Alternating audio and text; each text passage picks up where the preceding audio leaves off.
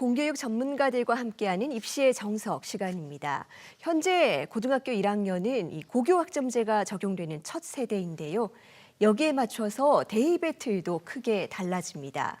선택 과목은 어떻게 고를지, 또 학교 생활기록부는 어떻게 관리해야 할지 고민이 깊을 텐데요.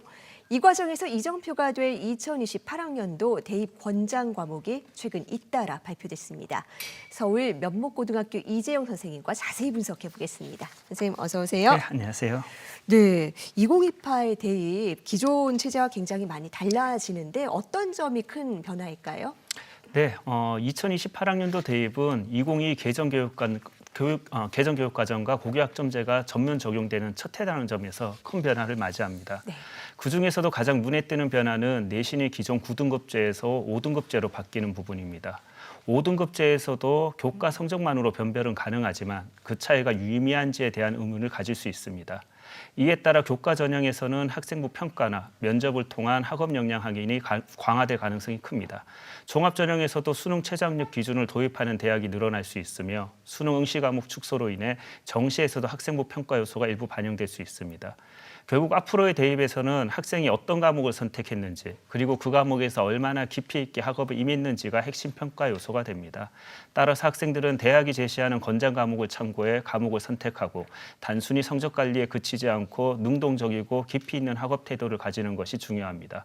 아울러 수능 최저학력 기준 역시 확대될 가능성이 있으므로 수능 대비를 소홀히 해서는 안 된다는 점도 반드시 기억해야 할 것입니다. 네, 이 학생들은 같은 학년, 같은 학급이어도 배우는 과목이 다 다를 수가 있어요. 그만큼 과목 선택의 중요성이 커졌는데 맞습니다. 어떤 기준으로 우선순위를 세우면 좋을까요? 네, 과목 선택의 첫 번째 기준은 흥미와 적성 그리고 위계성입니다. 깊이 있는 학습을 위해서는 관심과 호기심이 바탕이 되어야 하며 그래야지만 깊이 있고 자기주도적 학습이 가능합니다.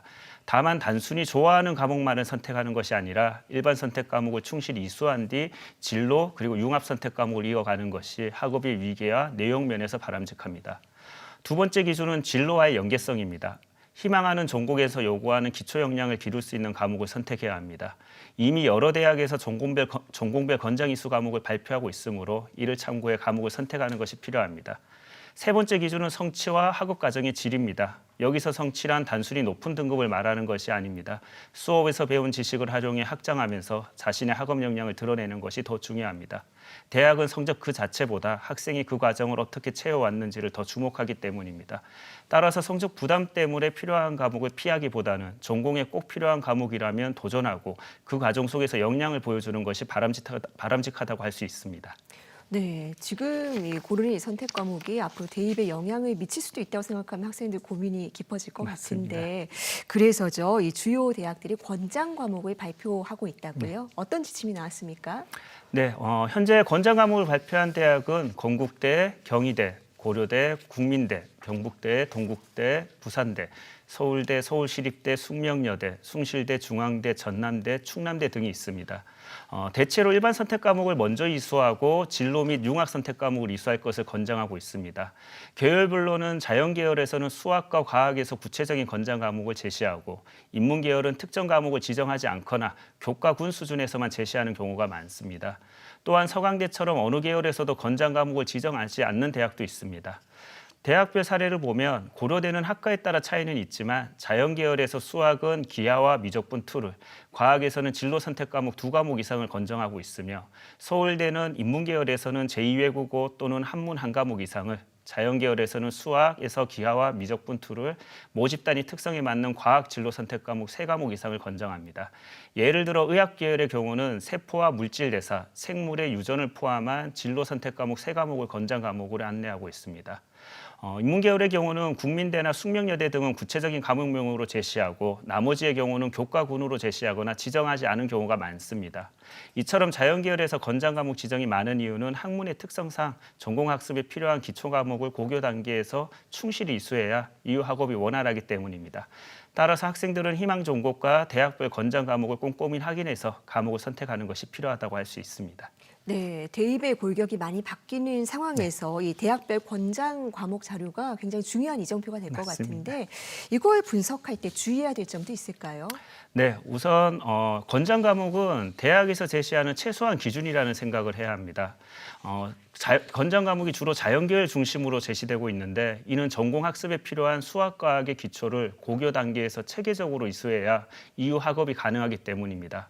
따라서 권장 과목은 해당 전공을 준비할 기초 역량을 갖췄는지를 보여주는 최소한의 기준임을 이해해야 합니다. 두 번째로는 과목 간 위계를 반드시 고려해야 합니다. 예를 들어 물리학 1을 듣지 않고 곧바로 진로 선택 과목을 이수한다면 대학은 학업 과정의 연속성과 준비성을 의심할 수 있습니다.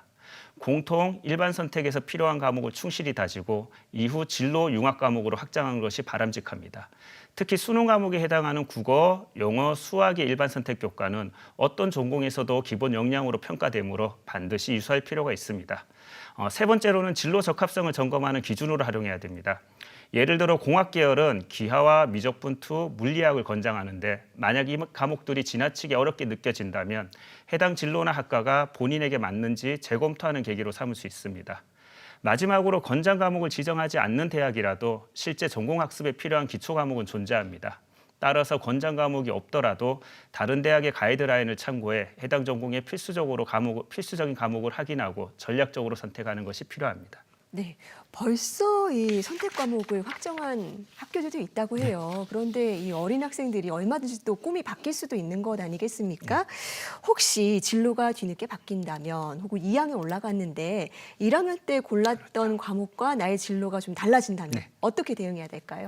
네, 대학은 고교 과정에서 경홍의 학대로 진로가 바뀌는 것은 자연스러운 과정으로 이해합니다. 중요한 것은 변화 이후 그 방향에 맞게 어떤 노력을 기울였는지입니다. 예를 들어 기계공학을 준비하면서 물리학과 화학을 이수하다가 신소재 공학으로 진로를 바꿨다면 여전히 물리화학을 기반으로 하는 학문이므로 큰 문제가 되지는 않습니다.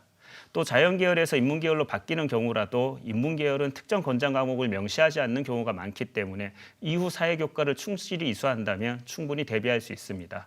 반대로 인문계열에서 자연계열로 진로를 바꾸는 경우라면 상황이 조금 다를 수 있습니다. 일반 선택 과목인 물리, 화학, 생명과학, 지구과학 등을 이수하지 않았다면 지원할 수 있는 학과의 폭이 제한될 수 있습니다. 이때는 이수한 과목과 연계 가능한 전공을 찾고 수학 역량 강화나 탐구나 동아리 활동을 통해 과학적 관심을 드러내는 전략이 필요합니다. 마지막으로 자유전공학부를 고려할 수도 있는데요. 자유전공학부 역시 학문적 기초와 충실한 과목 이수는 여전히 평가 대상입니다.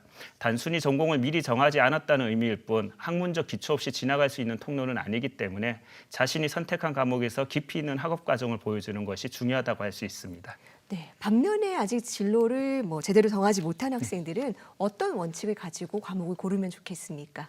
네, 아직 진로를 정하지 못했다고 해서 크게 걱정할 필요는 없습니다. 이는 단순히 아직 자신의 강점과 적성을 찾는 과정에 있는 것이기 때문입니다. 중요한 건 그 상황에서 어떤 원칙으로 과목을 선택하느냐입니다. 먼저 계열은 정했지만 세부 학과는 정하지 못한 경우라면 자연계열의 경우 물리, 화학, 생명과학 중심의 과목을 선택해 두는 것이 좋습니다. 이렇게 하면 추후 학과를 정할 때 선택의 폭이 넓어질 수 있습니다. 인문계열이라면 사회교과 중심으로 과목을 이수하면서 다양한 영역을 접해보는 것이 바람직합니다. 다음으로 계열을 정하지 못한 경우라면 우선 위계가 뚜렷한 과목, 예컨대 과학교과를 2학년 때 중심적으로 선택해보는 것도 방법입니다. 이를 통해 본인의 적성과 강점을 확인한 뒤 이후 사회나 과학 쪽으로 심화해 나가도 늦지 않습니다. 마지막으로 국어, 영어, 수학 같은 기본교과 역량을 충분히 올려두는 것이 무엇보다 중요합니다. 이는 어떤 전공을 선택하든 학업의 기초가 될 뿐 아니라 최근 자연전공학부를 운영하는 대학들이 많아 이러한 기초 역량이 잘 드러나면 진학의 기회도 크게 넓어질 수 있습니다. 네, 선택이라는 것이 쉽지 않을 때가 참 많습니다. 하지만 지금 상황에서 최선의 기준을 가지고 선택을 해 나간다면 이 과정 자체가 앞으로 미래를 열어가는 데 또 큰 힘이 될 거라고 믿습니다. 선생님, 오늘 말씀 여기까지 듣겠습니다. 감사합니다. 고맙습니다.